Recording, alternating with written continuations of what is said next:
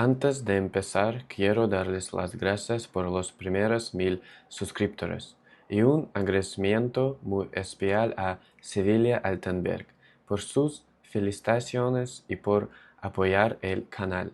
Desde el principio, ahora sí, comencemos. El 22 de diciembre de 2012, Jim y Sandra Melgar celebraban su 32 aniversario de bodas. Habían sido novios en el instituto, 4 décadas de historia compartida, una hija, una fe común, una vida construida sobre la rutina y la costumbre. Esa noche salieron a cenar a su restaurante mexicano favorito. Después, se detuvieron en un CVS a comprar mezcladores para bebidas. Sandra le diría más tarde a la policía que notó un auto siguiéndolos después de salir del estacionamiento, aunque no lo identificó como una amenaza definitiva. Cuando llegaron a casa, prepararon bebidas, se desvistieron y se metieron al jacuzzi en el baño principal. Era exactamente el tipo de noche íntima y tranquila que las parejas con décadas de matrimonio construyen desde el hábito y la comodidad, sin necesidad de espectáculo. Sandra diría después que pasaron un par de horas ahí, conversando. Alrededor de la medianoche, los perros comenzaron a ladrar afuera. Jim fue a ver qué pasaba o a dejarlos entrar. Sandra dijo que tardó más de lo esperado, así que salió de la tina y se dirigió a su closet a vestirse. Según el relato que le dio a los detectives, ese fue esencialmente el último momento coherente que podía recordar. Dijo que entró al closet, comenzó a cambiarse y entonces todo se volvió oscuro. Cuando más tarde habló con la policía, sugirió que quizás se había desmayado después de golpearse la cabeza, o de recibir un golpe, o que quizás había sufrido una convulsión. Dijo que cuando despertó, no podía moverse con normalidad y sentía dolor por todas partes.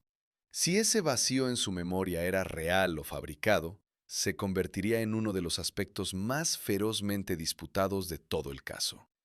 Al día siguiente, 23 de diciembre, el hermano de Jim, Herman Melgar, llegó con su familia a la casa para una cena navideña planeada. Lo que encontraron se sintió mal de inmediato. La puerta principal estaba cerrada con llave. La puerta trasera también. Nadie respondía. Herman revisó el garaje adjunto y vio que la puerta del lado derecho había quedado abierta. Adentro, encontró una puerta interior cerrada, pero sin llave, que daba a la cocina. Entró a la casa, abrió la puerta principal para el resto de la familia y entonces escuchó gritos pidiendo ayuda desde el interior. Siguió la voz hasta el baño principal y encontró una silla encajada bajo la manija de la puerta de un closet. Cuando movió la silla y abrió el closet, encontró a Sandra en el suelo usando una bata de baño, con los tobillos atados y las muñecas amarradas detrás de la espalda. Ella le indicó dónde encontrar unas tijeras para cortarle las ataduras. Mientras Sandra era liberada, otros miembros de la familia hicieron un descubrimiento mucho peor. Jim fue encontrado muerto en el closet del dormitorio principal. Estaba desnudo y frío. Una cuerda estaba flojamente enrollada alrededor de su pecho y cables telefónicos atados alrededor de sus tobillos. Tenía heridas de corte y puñaladas en el cuello y el torso, y lesiones severas por golpes contundentes. Los registros judiciales describieron el ataque como extremadamente violento. Más de 50 lesiones en total, incluyendo 31 heridas de fuerza cortante. Los fiscales enfatizarían después que Jim tenía heridas defensivas en las manos, lo que sugería que había luchado. La imagen era aterradora, no solo por la sangre y la brutalidad, sino por la cercanía de todo. Jim estaba en un closet. Sandra estaba viva en otro, a poca distancia. Sin embargo, Sandra afirmaba no tener ningún recuerdo del ataque y nunca haber escuchado que ocurriera. Para entender quiénes eran Jim y Sandra Melgar antes de esa noche, Hay que retroceder varias décadas. Jim, cuyo nombre completo era Jim Melgar, nació en Guatemala y llegó a los Estados Unidos cuando tenía alrededor de 3 años. Su familia se instaló en Houston. Sandra, entonces Sandra McCulloch, también era de Houston. Los dos se conocieron en el instituto. Construyeron una vida juntos, se casaron, tuvieron una hija y se unieron a la fe de los Testigos de Jehová. Jim trabajaba en el campo tecnológico, descrito en los informes como especialista en informática o programador. Sandra trabajaba en el sector de salud y en algún momento tuvo también un negocio de facturación y codificación médica. Por todas las apariencias externas, eran una pareja estable que había vivido muchas versiones de la vida juntos. Pero el suyo no era un hogar perfectamente ordinario. Con los años, Sandra desarrolló problemas de salud serios. Los informes públicos y materiales de defensa posteriores la describieron como alguien que vivía con lupus, epilepsia o convulsiones de gran mal, hipotiroidismo, artritis reumatoide y problemas de cadera que llevaron a múltiples reemplazos de cadera. Su hija, Elizabeth Melgar Rose, dijo haber visto a su madre sufrir convulsiones violentas en más de una ocasión. También describió periodos en que Sandra estaba en silla de ruedas y había experimentado incluso parálisis parcial. Una amiga de la familia, Stephanie Davis, dijo que Jim se había involucrado cada vez más en el cuidado de Sandra con el tiempo, investigando tratamientos, ayudando con las tareas diarias y llevándola cuando ella no se sentía segura manejando por temor a sufrir una convulsión. Ese detalle se volvería central en el caso, porque la condición médica de Sandra sería utilizada de dos maneras muy diferentes: por la defensa, como evidencia de su fragilidad física, y por la propia Sandra, como parte de su explicación de lo que dijo que no podía recordar. Su hija los describiría después como una familia muy unida. Dijo que sus padres eran mejores amigos. Públicamente no había ningún historial documentado de abuso, violencia doméstica, ni colapso matrimonial evidente. Eso no significa que el matrimonio fuera perfecto, porque nadie desde afuera ve todo lo que ocurre dentro de una casa. Pero importa que el registro público no contenga el tipo de rastro claro y obvio que frecuentemente aparece en casos donde un cónyuge es acusado posteriormente de asesinato. En cambio, la imagen que emergió en el juicio y en los reportajes posteriores era mucho más complicada.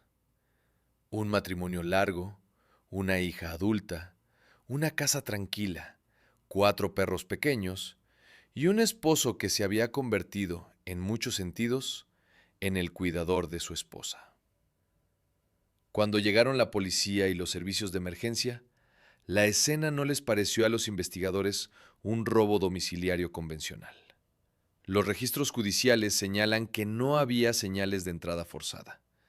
Las puertas y ventanas estaban intactas. Los objetos de valor eran visibles.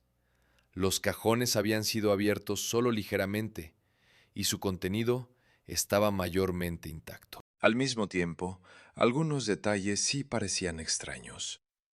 Una mochila fue encontrada en el garaje, conteniendo joyas y una consola de videojuegos. Había objetos volcados en el área del dormitorio. La policía también encontró un cuchillo de cocina en el jacuzzi, junto con una blusa blanca y toallas. La sangre de Jim fue encontrada en el cuchillo, y los investigadores creyeron que era el arma homicida. Esas señales mixtas y contradictorias se convertirían en el corazón del caso. Para un lado, sugerían un robo escenificado. Para el otro, sugerían un intruso interrumpido. Sandra fue examinada por los paramédicos en la escena.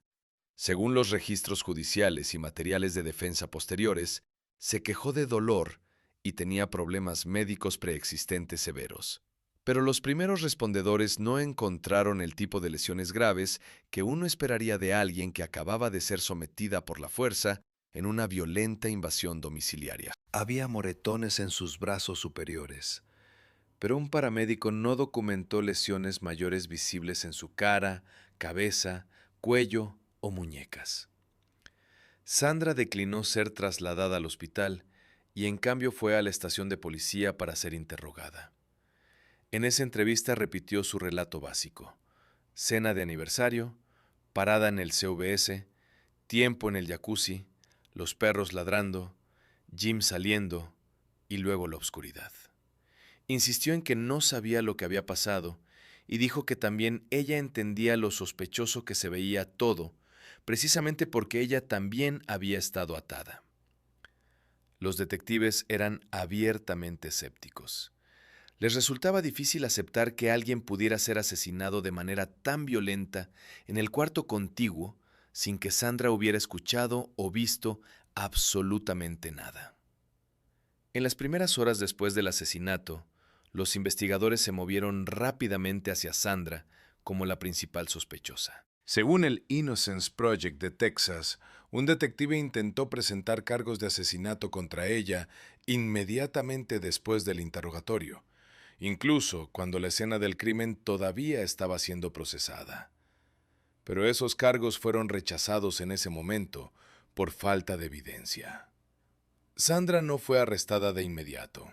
La vida, al menos externamente, siguió adelante. Pero la sospecha nunca desapareció. Mientras su familia dice que ella había pasado de esposa a viuda a sospechosa casi de la noche a la mañana, los investigadores seguían volviendo a la misma idea. La escena del crimen era demasiado artificial para ser real.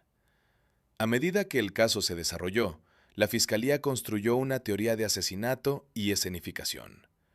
Argumentaron que Sandra había matado a Jim dentro del área del dormitorio principal y luego intentó hacerlo parecer una invasión domiciliaria. Creían que ella abrió la puerta del garaje para poder ser descubierta al día siguiente por los invitados esperados para la cena. Argumentaron que ella misma se ató dentro del closet del baño y usó una silla para hacer parecer que alguien más la había encerrado. También señalaron la ausencia de entrada forzada, la ausencia de propiedad claramente robada y el hecho de que la sangre de Jim solo fue encontrada en el área del dormitorio principal y el baño. En la versión de la fiscalía, esto no era el caos creado por un extraño. Era una escena controlada, construida por la única testigo sobreviviente. El Estado también se apoyó en detalles del propio cuerpo. Los fiscales argumentaron que debido a que Jim no tenía marcas de ligaduras consistentes con haber sido atado firmemente mientras estaba vivo, los cordones en sus tobillos podrían haber sido colocados allí después de la muerte. Una bolsa de tintorería encontrada cerca de las ataduras de los tobillos añadía la sensación de que la escenificación había sido desordenada y apresurada. La cuerda alrededor de su pecho estaba floja. La fiscalía dijo que estos eran detalles teatrales, no restricciones significativas usadas durante un asalto real.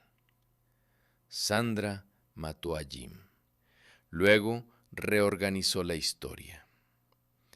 Otro campo de batalla importante fue el historial médico de Sandra.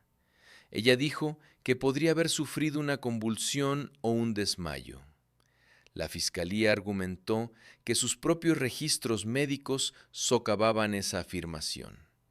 Los registros del médico fueron utilizados para sugerir que su trastorno de convulsiones había sido descrito como estable y que ella no había reportado episodios recientes de convulsiones. Los fiscales también destacaron el hecho de que solo aparecía con moretones en los brazos superiores y sugirieron que esas marcas podrían haber provenido de Jim resistiéndose durante el ataque. Su comportamiento después del asesinato también se convirtió en evidencia.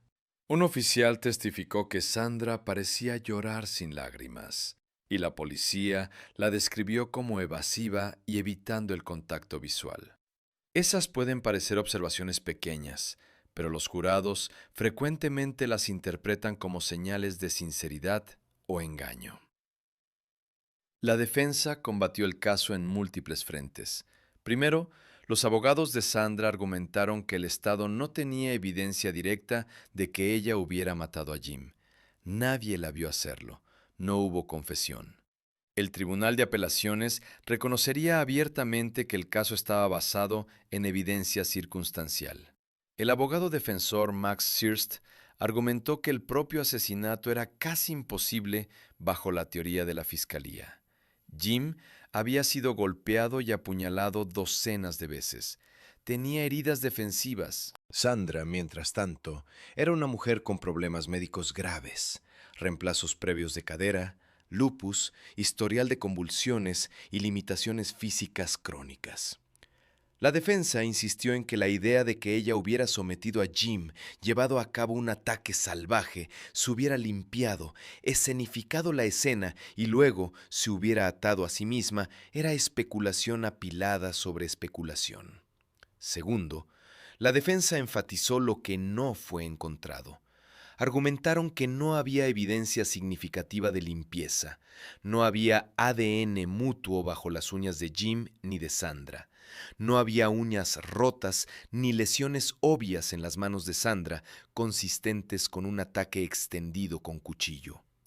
ADN desconocido, según el resumen del fiscal estatal de la apelación, había sido encontrado en la bufanda usada para atarle los brazos. La defensa también destacó la mochila en el garaje que contenía objetos de valor, sugiriendo que podría haber sido dejada caer por un intruso que huía en lugar de haber sido plantada por Sandra.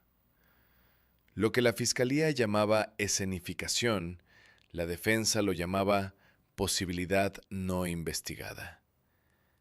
La cuestión del motivo nunca se resolvió verdaderamente.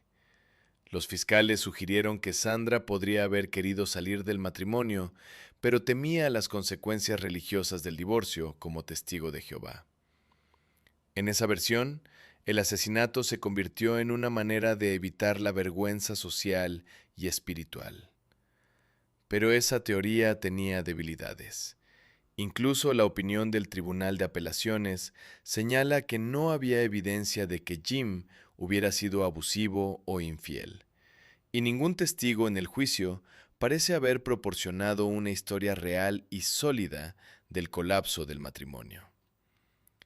La defensa presentó la imagen opuesta. Una pareja que tenía sus problemas como todas las parejas, pero que seguía siendo cercana, seguía funcionando como familia y seguía planeando la cena del día siguiente con familiares. Cuando el Estado no puede explicar claramente por qué un cónyuge de repente cometería un asesinato, esa ausencia puede volverse casi tan elocuente como cualquier evidencia física. 1 año y medio después de la muerte de Jim, Sandra fue imputada por un gran jurado.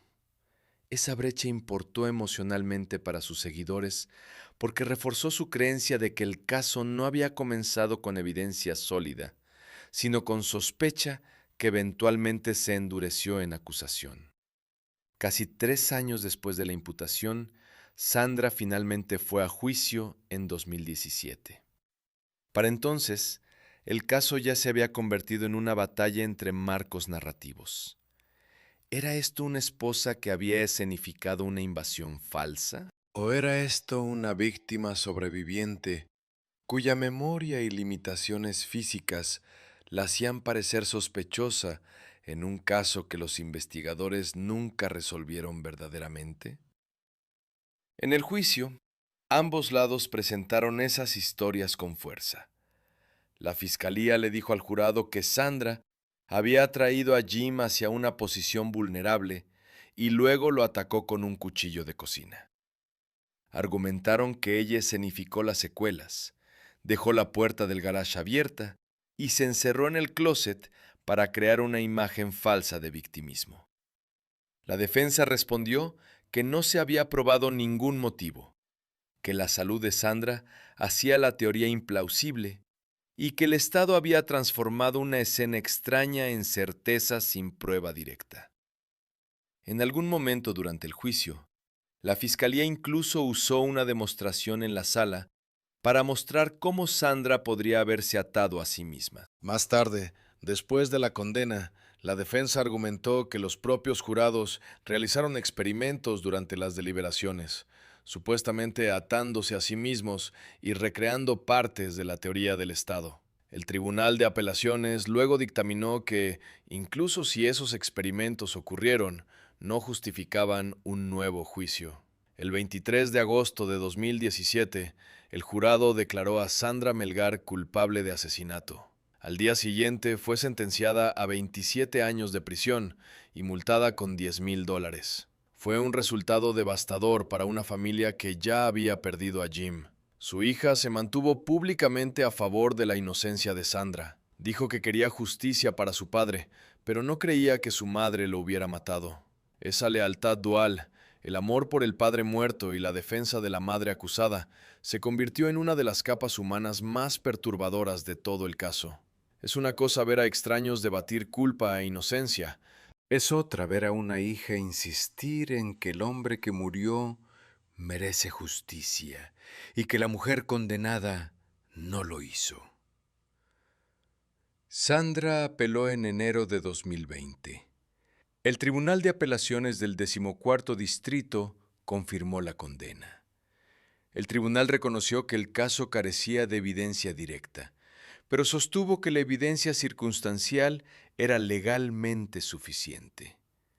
La opinión señaló la presencia de Sandra en el hogar, la teoría de la Fiscalía de que ella podía físicamente someter a Jim, los moretones en sus brazos, la puerta del garaje abierta, la sugerencia de que Jim fue atado después de la muerte, la mochila en el garaje y lo que algunos oficiales describieron como llanto insincero. En junio de 2022, el Tribunal de Apelaciones en Materia Penal de Texas desestimó una revisión adicional, lo que dejó la condena en pie. Pero eso no fue el fin de la lucha pública. El Innocence Project de Texas tomó posteriormente el caso de Sandra, calificándolo como un asunto activo de condena errónea y continuando apoyando los esfuerzos hacia la exoneración. Legalmente, Sandra permanece condenada. Públicamente, sin embargo, el caso sigue sin resolverse en la mente de muchas personas que lo han estudiado. Y por eso el caso Melgar resulta tan difícil de cerrar limpiamente. El Estado ganó el caso. La condena se mantiene, pero la historia nunca alcanzó el tipo de claridad satisfactoria que generalmente cierra una narrativa judicial. La pregunta que nadie ha podido responder con certeza sigue ahí. ¿Fue Sandra Melgar una asesina que escenificó su propia victimización con precisión calculada? ¿O fue una mujer que sobrevivió a la muerte brutal de su esposo sin poder recordar lo que ocurrió y pagó por ello con décadas de su vida? El registro no lo dice con certeza. Y esa incertidumbre, a diferencia de la mayoría de los casos, no se disipa con el tiempo. Se asienta. Demasiadas personas siguen mirando la misma evidencia y viendo dos crímenes completamente diferentes. Uno escenificado desde adentro, el otro malinterpretado desde el principio. Técnicamente esto fue una acusación basada en evidencia circunstancial, construida sobre interpretación de la escena del crimen, más que sobre prueba directa. Las partes más fuertes del caso del Estado no eran balas de plata forenses, eran argumentos de patrón. Ninguna entrada forzada, una cónyuge sobreviviente dentro del hogar, una puerta de garaje dejada abierta, una silla encajada bajo la puerta del closet, un arma homicida consistente con cuchillos de cocina del hogar y una víctima encontrada con ataduras que los fiscales argumentaban habían sido colocadas después de la muerte. Tomados en conjunto, esos hechos le permitieron al Estado argumentar escenificación Y los tribunales de apelaciones luego sostuvieron que un jurado tenía derecho a aceptar esa teoría. Pero la debilidad técnica del caso es igualmente importante.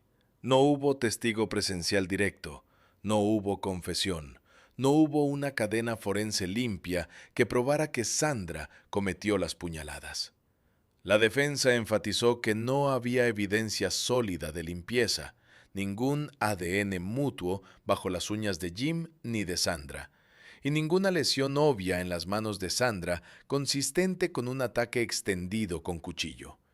Incluso la teoría del Estado requería una secuencia de suposiciones: que Sandra atacó a Jim a pesar de sus serias limitaciones de salud, que evitó dejar evidencia significativa de transferencia, que escenificó la escena con suficiente efectividad como para convencer a algunas personas, pero con suficiente torpeza como para levantar sospechas, y que luego se hizo pasar de manera convincente como víctima hasta que el jurado la rechazó.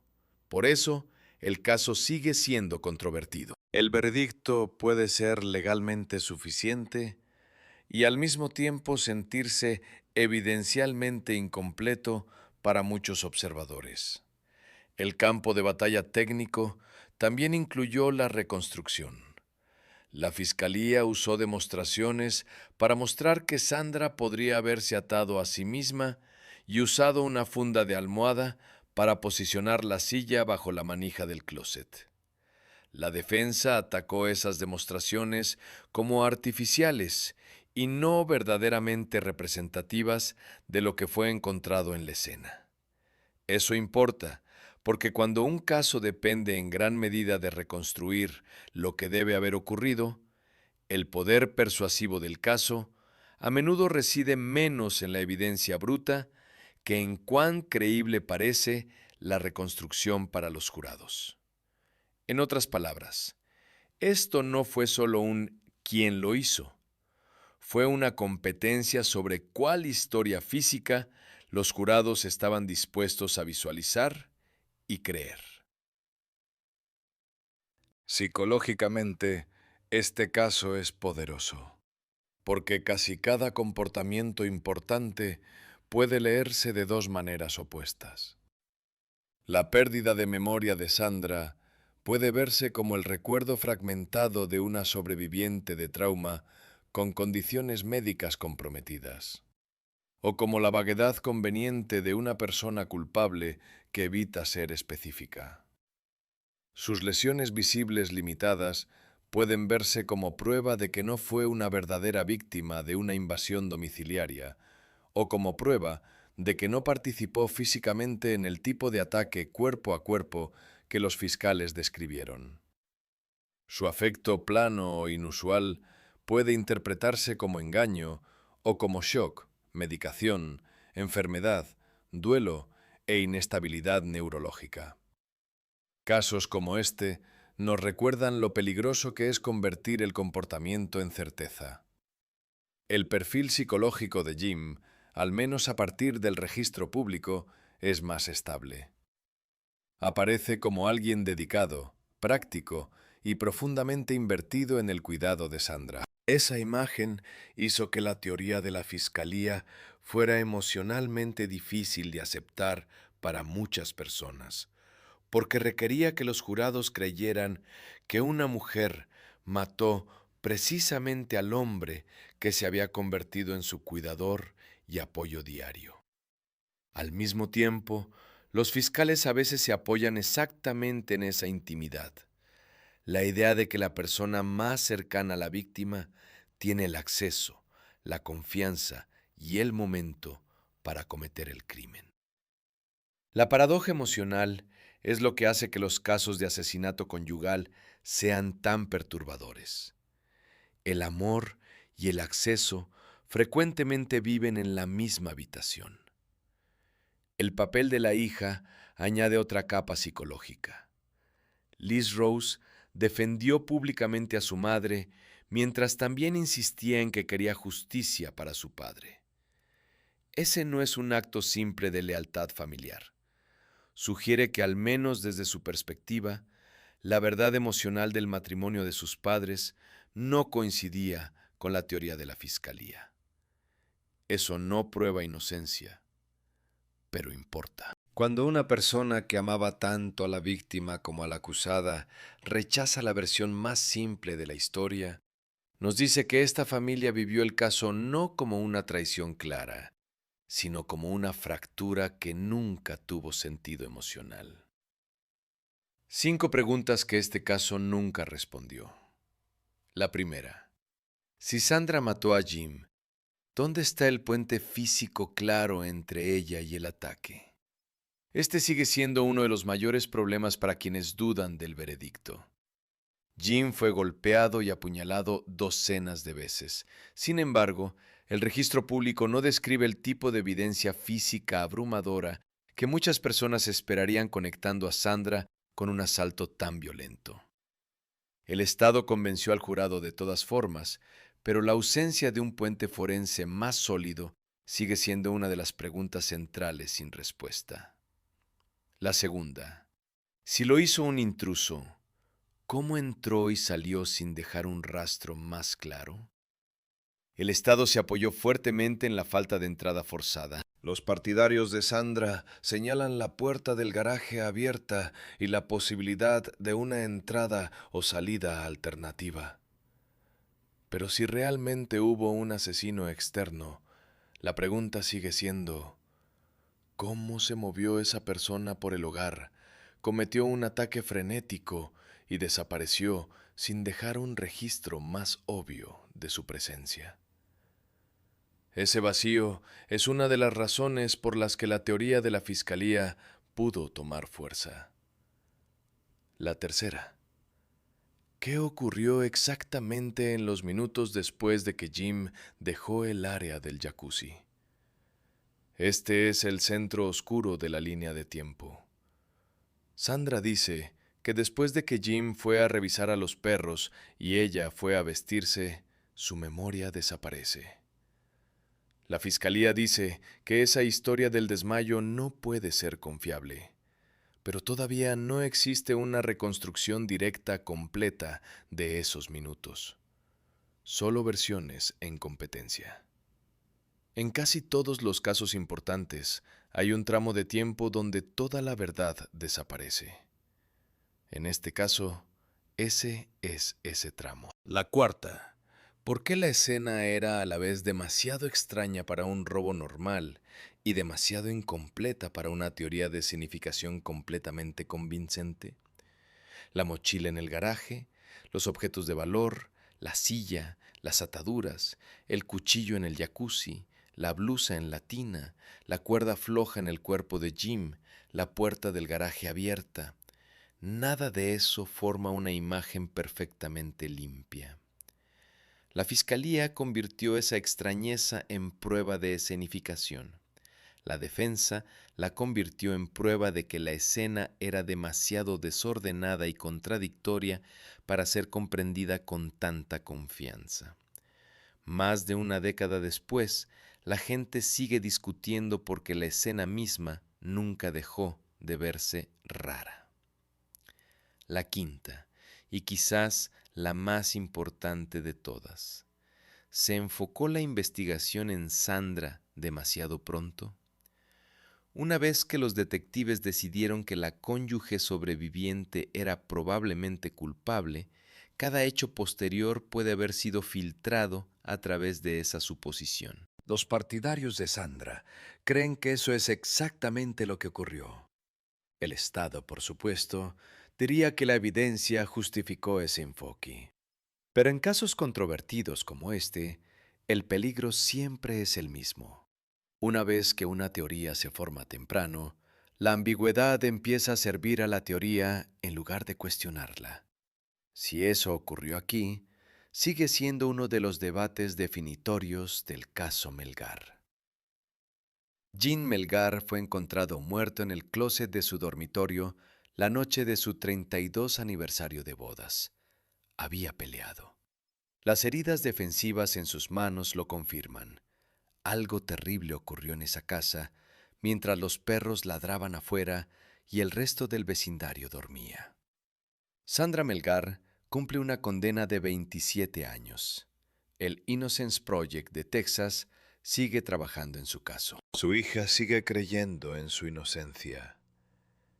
Y la pregunta que dio inicio a todo esto, ¿era una víctima sobreviviente o la única persona que sabía exactamente lo que había ocurrido esa noche?